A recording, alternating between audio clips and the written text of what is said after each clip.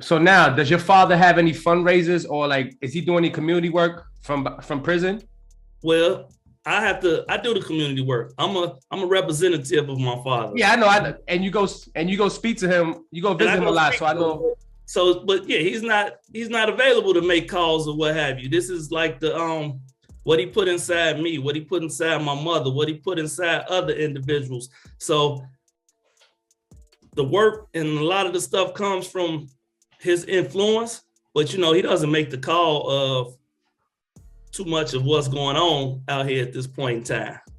If he makes a call of too much, then it may be looked at as a negative thing, like, oh, you still doing this, that, and the other, when he wouldn't do anything to harm his community. It would be positive if he did make any calls, but I mean, it's inside people. It's inside people's heart that understood the teachings, and this is the work that people do. There's so many guys that come home and now they work in these organizations that try to stop the violence and get these young guys together, try to get people to get in the trades. They try to keep them from spending their life in the penitentiary or losing their life before they get a chance to live their life. So in that case, what fundraisers or community work are you doing right now for like respect towards your father? Well, right now we're trying to we putting some funding into prison reform. So we putting funding into different organizations so they can work on some of these laws and what have you, and then some fundings go to some of these organizations that's on the ground. I couldn't tell you the names of them exactly. When they got the list together of the organizations we go give funding to. So we're going to be we're doing that. And then, personally, it's speaking engagements coming up where we trying to speak to the youth, and we feed the community when the opportunity comes in to have food to give the people, to give them a couple dollars. That's like that's pretty much giving away 50, 60 bucks when you give away a box of food. It comes in handy.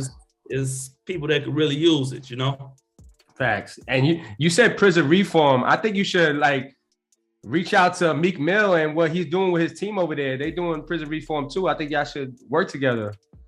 Well, yeah, as time goes on, we're gonna, try to join forces with everybody possible. A lot of times people put down what other people are doing and they not doing nothing, when in reality, we need everybody, all hands on deck, from the smallest of somebody that's doing something to the biggest of somebody. So hopefully at some point in time, we can get together and maybe be able to do some things. And talking about the biggest, I seen Kanye and Drake they did something for your father recently. How did that come about? I mean, that's just a lot of people have love and respect for him, and they help put awareness out there. They help show themselves as bigger people to the other artists in the industry, put their things aside and came together. So they spread awareness. So that brings people to help with my father in his situation. That brings awareness to that is people that are being inhumanely incarcerated, and they just brought a lot of awareness to the world, and they showed a big example. We're trying to get some of these entertainers that could help change our communities to use their voice the right way, because they have a lot of influence with the youth.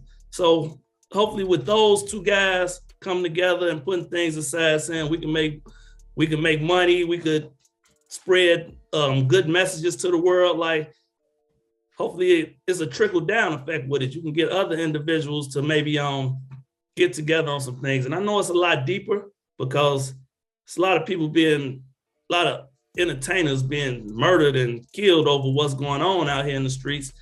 But at some point in time, it's got to come to an end. You can't kill everybody, and everybody's not worth killing. It's just got to come to a stop. What's going to keep going, and you just going to keep losing. Nobody's ever going to win. Like, to stop a war, you have to come to agreement.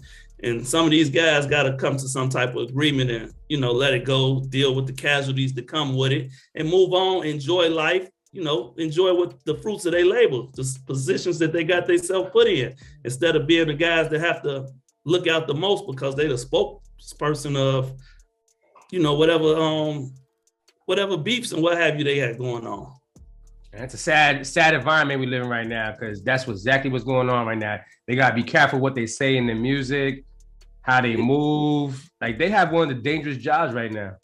Yeah, when I was when I was coming up and if LL Cool J came through, I was happy to see LL Cool J, Spice One, whoever it was, even if they was gangsters rappers. I was, you was happy to see the entertainers as they came through. Right now, people are trying to see, like, are you really that tough? I want to try you. And, like, I thought entertainment was being a entertainer was a good job. You make lots of money. You live a certain type of way, and people supposed to love you, not, want to take you out because of what you're saying. And it's sad. I think like right now, what's going on in society, you're not cool unless you're gangster.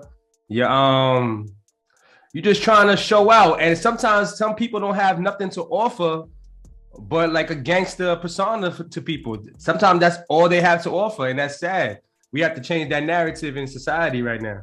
I believe the music industry or what have you was at the forefront of that, because it got to the point where other music wasn't accepted. Like they didn't play the other music. You had to go and research and find some hip hop. I see it's a few young guys coming back now that's, just trying to have a good time and make music that's thoughtful and just good music. But for a long time, it had got to the point where, oh, this sells, you know what I mean? And they just kept pushing it and pushing it and pushing it. And now it's not only sales, it kind of, trains your kids. Like you fighting with your kids, like telling your kids that that's not real life. And in real life, they die. They don't get a chance to come back. And your kids are saying, but look, they got all that money. You stupid. You don't know what you're doing. It don't last long. It don't last long. That's the thing you gotta tell these kids. You gotta play the long Jeopardy game.